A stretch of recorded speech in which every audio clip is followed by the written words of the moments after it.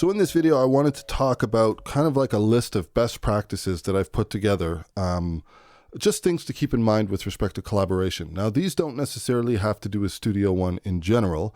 I would say that these are more along the lines of being agnostic. They're just some guidelines that I think it's good to be aware of when you are collaborating with other people. So first of all, let's start off with levels. Now, this is a tough one because you are going to have different people that are going to tell you record at this level, record at that level. This is too loud. This is not loud enough. Okay. In general, there is a big window of truth here. So what do I mean by this? Okay, well, I would definitely say that if I'm recording and I'm using an interface that doesn't have anything built in that's meant to be like a soft saturation or something like that, then it would be a good idea to make sure that my signal is never distorting or clipping my converters on the way in, right?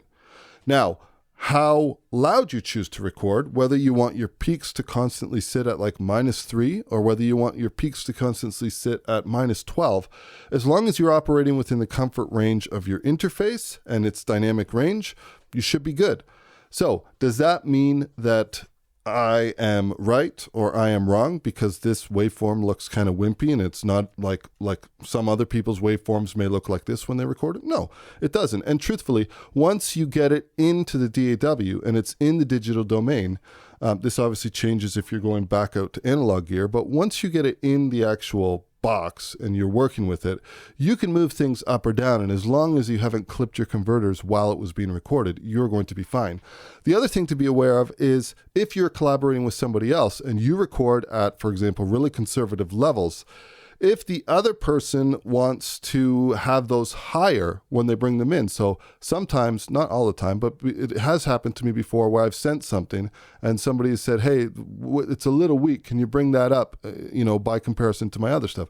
It's not a big deal for me to just select all of these and bring it up to something that's not clipping and that's much louder than the way that I like to work. And then that this will be the gain level at which I render that out.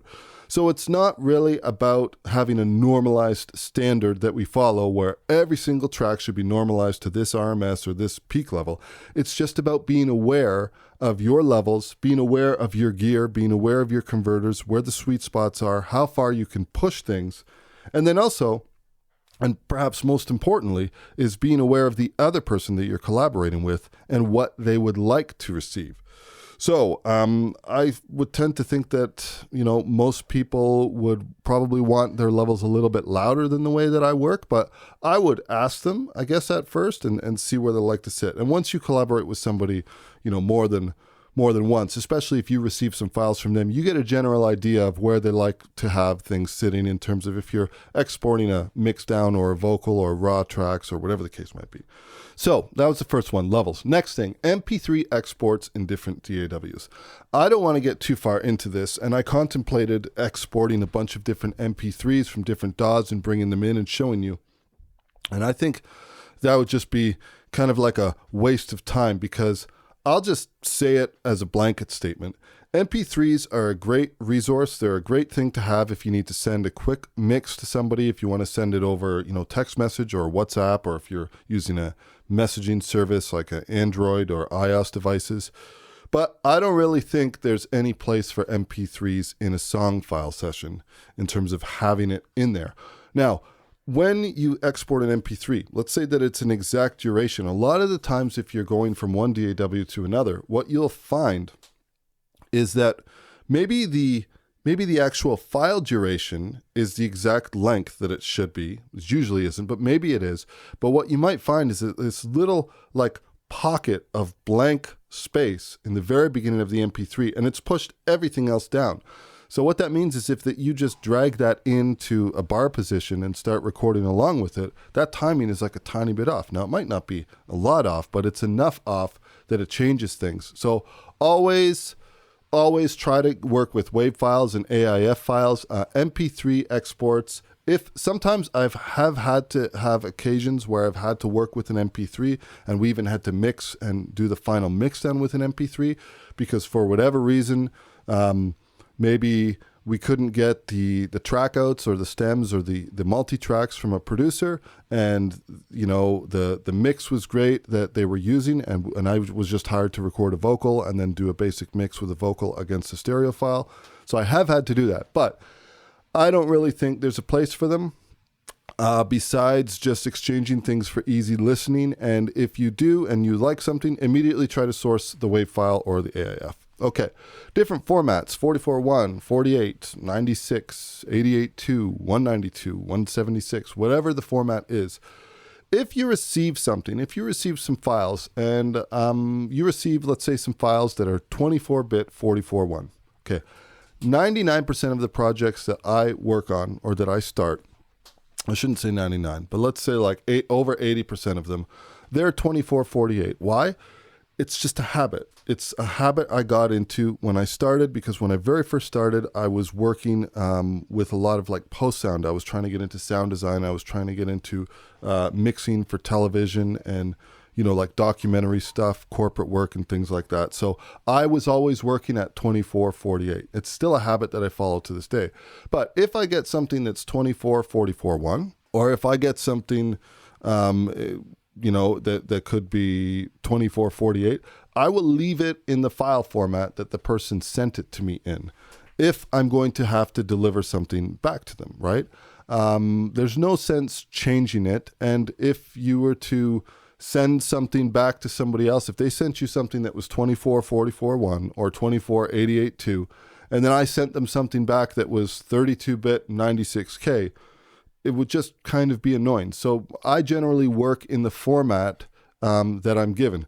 Unless I'm hired to mix something and the final delivery is going to be with me, that would really be the only time that I would consider changing it. But if I'm going to be giving those files back, I always want to make sure that I just leave it in how it is.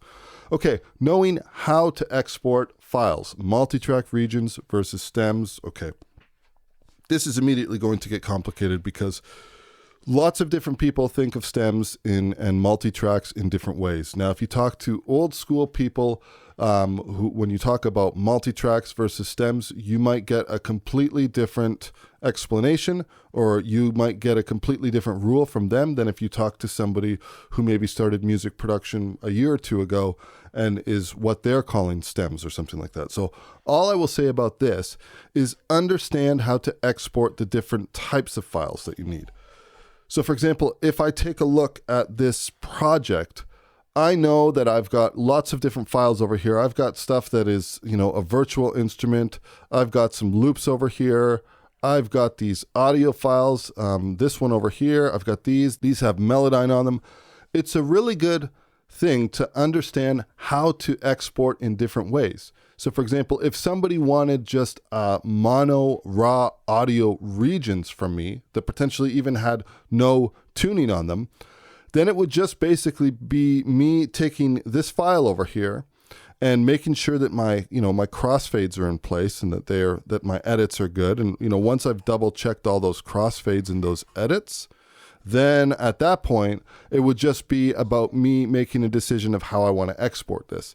So this one over here, it also has some plugin processing on it. If somebody was just requesting raw files from me, then I know that I would basically be just making like a range selection, and then I could drag that to a folder, and that would just basically render that. Now I'd also have to make sure I turned off my Melodyne if they didn't want any pitch correction and stuff like that. Now, let's say that they wanted something different. So let's say that they wanted some of my, let's go to a section over here where we have some virtual instruments.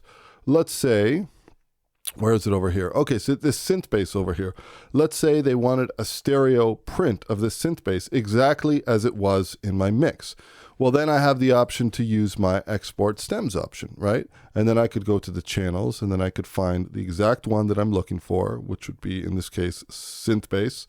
And then I could export that for somebody, and they would have a stereo file, and that would respect any plugins or any processing that's happening all throughout my tracks. So you have to understand how that you want to export these different things, right? So even if we take a look at some of these files over here, like if we see this as potentially maybe we see these as like a loop, or let's say that this was like a 4-bar loop or something like that. If I was collaborating with somebody I wanted to give them this arrangement, even though that this particular file would be used over and over to copy and it would only take up, that small amount of hard drive space, I would have to make sure that I'm rendering everything when I send it out to somebody else, because they need to be listening and working with the exact same thing that I'm working with.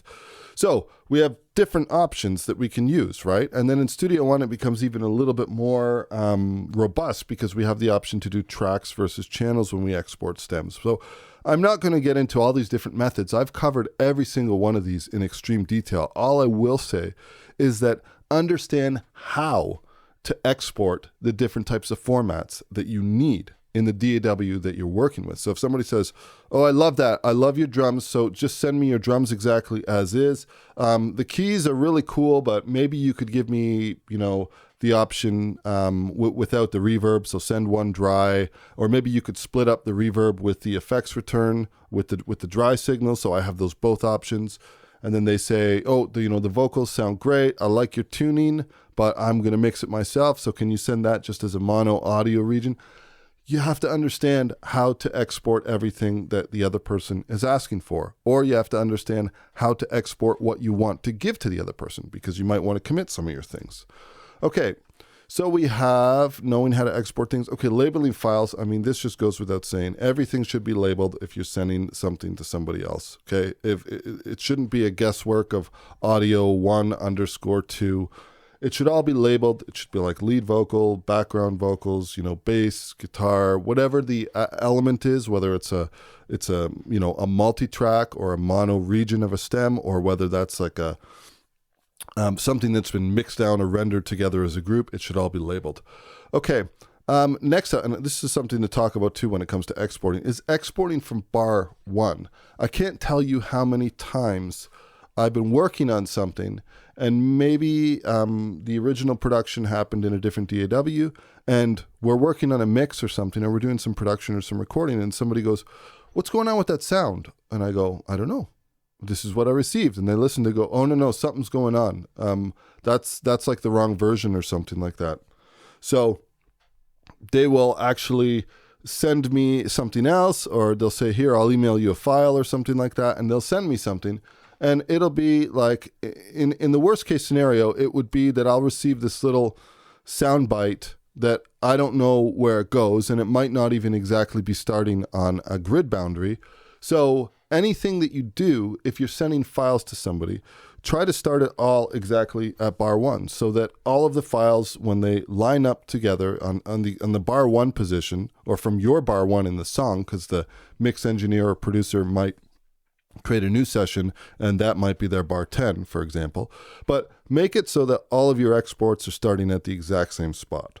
Okay, figuring out tempos and manual tempo mapping. This is something that you need to be able to do quickly. If you get a loop from somebody, maybe they're sending you something that doesn't have any tempo information. Maybe they've generated a file from a device like an iPad or something, where they've used an app to generate like a really cool drum loop, and it sounds so great that they actually want to use it in the production. So they send you something that's been exported out of a program that doesn't embed any tempo information. You need to be able to figure out the tempos. Now in Studio One, there's lots of different ways that we can do this with lots of different tools. Also, I don't think it's as important as maybe it used to be, but if you're considering trying to put yourself at an advanced level, I think you should be able to do manual tempo mapping for a whole entire song right across the board. Now I have a video for that as well. I'm going to try to either put it in info cards, or I'll put a bunch of videos in the description of this actual video on the YouTube side, just so you can find these. But these are things that I think you should really have a hang on at a decent level to be able to collaborate, because you might receive something, or it might be a free time performance that somebody recorded on an iPhone, and maybe it's such a great performance with such great character, but it needs to be conformed to a static BPM, or maybe you want the whole entire track to conform to that BPM, you need to understand how to do some of these basic things like tempo mapping, figuring out tempos. Now, when it comes to tempo maps and markers, there's also something else to take into consideration is that depending on how many markers you have and depending on if you have tempo, different tempo maps where your tempo fluctuates and maybe your time signature changes, things go up and down. If you are sharing a session with somebody and you have those tempo variations and those time signature changes and all of that's included in the tempo map, then that would need to be included in order for that session to be complete. So it's worth knowing, at least I would consider for the main different DAWs that you're working with, or at least the DAW that the other person you're collaborating with is, understand whether that's the type 1 or type 0 MIDI files, the .mid or .midi. I usually do a save as for both of them. And then there's a really quick and easy way to be able to save a tempo map in Studio One by just saving a MIDI file. And then lots of different DAWs have the ability to basically open a song or start a song from a MIDI file. And when you do that, you can get the actual markers, time signature, tempo changes, everything embedded. So it's a good idea to understand that as well for collaboration. So there's a lot of other things that we could talk about. But in terms of like putting some basic notes down that I think would be useful for people, I think this is a good starting point, right? These points over here are the things that I've run into the most. And if I needed to put a list together that was just some like, Cole's notes of stuff that I think is important, it'd probably be this. Anyways, that's it for this one. Thank you for joining me, and I will catch you in the next video. Cheers.